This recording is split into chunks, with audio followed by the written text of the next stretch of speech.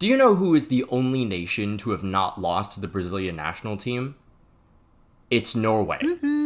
Big summer blowout. They've played Seleção 4 times and recorded 2 draws and 2 wins. This included a match in the 1998 World Cup where Norway came back from 1-0 down in the last 10 minutes to win and advance to the knockouts. But the history of Norwegian football is a lot more influential than most people believe. In the 1936 Olympics, the Norwegians literally made Hitler rage quit at his own propaganda fest. Norway also qualified for the World Cup 2 years later, but were narrowly defeated by the Italians in the first round. After World War II though, with the golden generation now over, the national team's quality fell off a cliff. In their return to World Cup qualifiers in 1954, Norway were so ass they lost to a nation that would dissolve not even 2 years later. To make things even worse, the Norwegians were falling so far behind their neighbor Sweden, who would go on to finish runners-up in World Cup 1958 and then 5th in 1974. Meanwhile, Norway was consistently finishing close to last in every single qualification attempt. The 1980s in particular were a bleak period for Norwegian football as they won just 4 games out of 34 between 1987 and 1989. However, in 1988, in an effort to rapidly improve sports in the country, the Olympiatoppen was established to support Olympic athletes. And it was a massive success. Norway's Winter Olympic medal count went from an abysmal 5 in 1988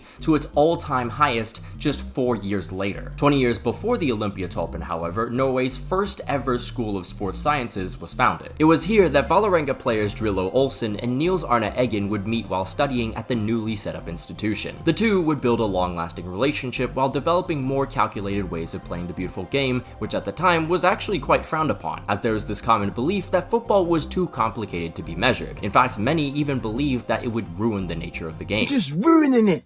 Look at my lips, you're ruining it. By the time Drillo and Eggen became coaches, there was a lot of pushback on their ideologies, but the two remained persistent and eventually found success. In 1971, Eggen achieved a domestic double in his first season with Rosenborg. After departing not too long after, he returned 2 years later and led the struggling club back to the top flight, and then left again in 1982. He returned for a third stint in 1988, and this was his best reign yet. Under his philosophies, Rosenborg dominated Norway, winning 4 domestic cups and 8 league titles. Rosenborg also earned Champions League qualification for the first time in their history in 1995, and this would actually be one of 8 straight appearances until 2002. And in that period, Eggen's Rosenborg established themselves as strong underdogs with the occasional upset under their sleeves. They beat Milan to reach the quarters in 1996-97. They also defeated Real Madrid 2-0 in 1997 and Dortmund 3-0 in 1998. Meanwhile, in 1990, after impressing during Olympic qualifiers, Drillo was appointed coach of the senior team later that year. From there, Norway quickly improved under Drillo's quantitative approach that emphasized things like long passes and chances created.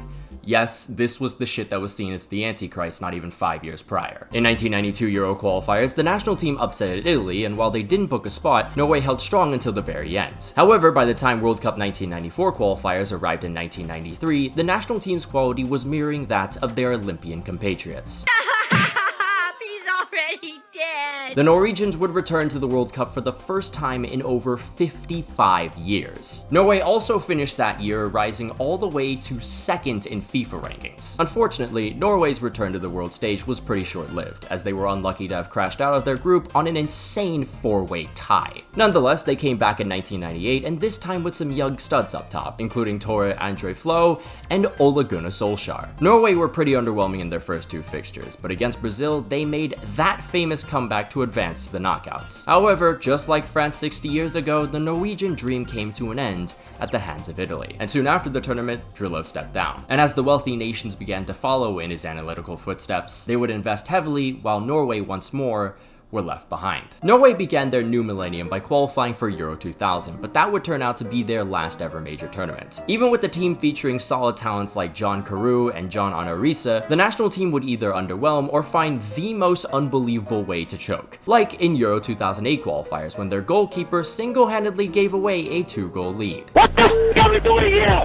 What is stupid action? Then into the 2010s, Norway was now looking like that limp dick that their country is shaped like. If trailing behind their Nordic neighbors Sweden again wasn't bad enough, now they were losing to an island in the middle of the fucking Arctic that had just 12% of Norway's population. By July 2017, Norway had collected losses versus teams like Belarus, Azerbaijan, and they even conceded an equalizer to San Marino. Oi, oi, oi! Oi! All this saw Norway fall down to 88th in the world, their worst ever ranking. Amidst this nation's direction being no way. A teenager born 20-ish miles away from the capital was starting to make some noise. With his captivating skills and wondrous vision, 15-year-old Martin Ødegaard was almost effortlessly finding his way into the transfer plans of numerous European giants, including Real Madrid, who would sign him in early 2015. This was by far the worst thing to happen to him. Along with Real in the 2010s track record of killing more youth than the IDF, the move was way too soon for the Norwegian. As a result, the pressure quickly became immense, he couldn't handle much of it, and just 2 years later, Ødegaard was banished to lone hell. This country's never gonna catch a break, are they? In the summer of 2019, an 18-year-old striker by the name of Erling Braut Haaland scored 9 goals in a single under-20 World Cup game. But this was just the beginning, as the milk-drinking fiend followed that up with an insane goal-scoring record of 44 goals in 44 games in 2019-20. He put up similar figures in the following season, where he was top scorer in both the Bundesliga and Champions League. He also became the youngest player to reach 20 Champions League goals, and also became the first player to score in 4 consecutive Champions League games. You are the youngest person ever. But more importantly, between the years of 2021 and 2022, he scored 12 goals in 15 caps for Norway. And throughout this ridiculous run, he seemingly sprinkled some of his magic on one of his own fellow teammates. After exceptional loan spells with Real Sociedad and Arsenal, a now 23-year-old Martin Ødegaard left his neglectors for the Gunners and helped his team finish 5th in the 2021-22 season. He then blossomed in the following campaign with 15 goals and 7 assists, becoming essential to their attack. The title would have been his, but Erling Haaland in his debut season single-handedly stole it away with a record-breaking 36 goals for Manchester City. Rivals, they were now in the Premier League, but for the Norwegian national team, this was a deadly duo determined to write history. And after 2 failed attempts for World Cup 2022 and Euro 2024, Batman and Robin have put this team in the pole position to qualify for their first World Cup in 28 painful years. So far in World Cup 2026 qualifiers, Haaland has scored 9 goals, while Ødegaard has assisted 7.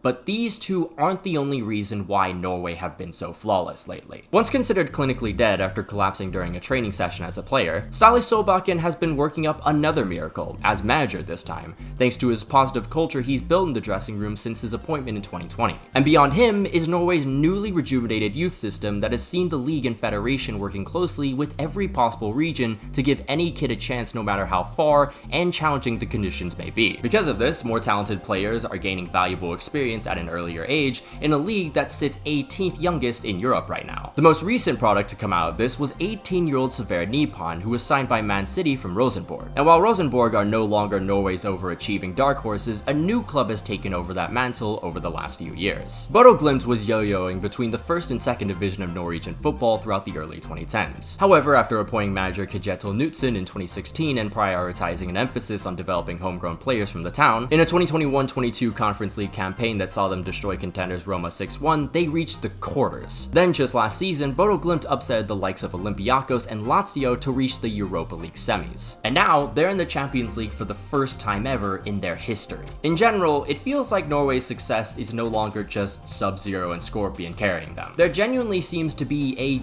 real youth movement happening in the country. For example, it's almost inevitable that promising attackers like Oscar Bob and Antonio Nusa will blossom soon as well. The only concern that has been mentioned a couple times in Norwegian media is the fact that there hasn't been that many defenders popping up. But even then, Norway is taking the right steps forward, and I don't think World Cup 2026 is going to be the only one we see them at. But what do you guys think? Is Norway actually improving? Are they going to be somewhat of a contender in the next few years?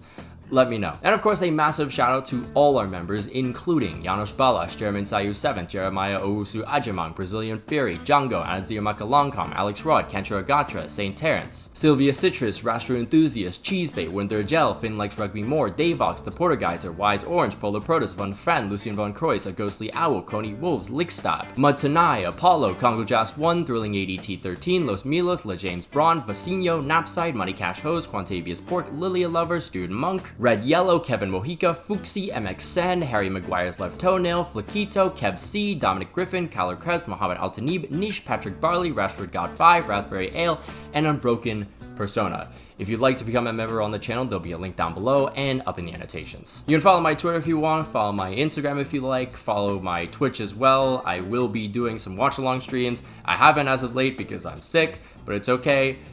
We'll get them soon. But until then, I'll see you guys.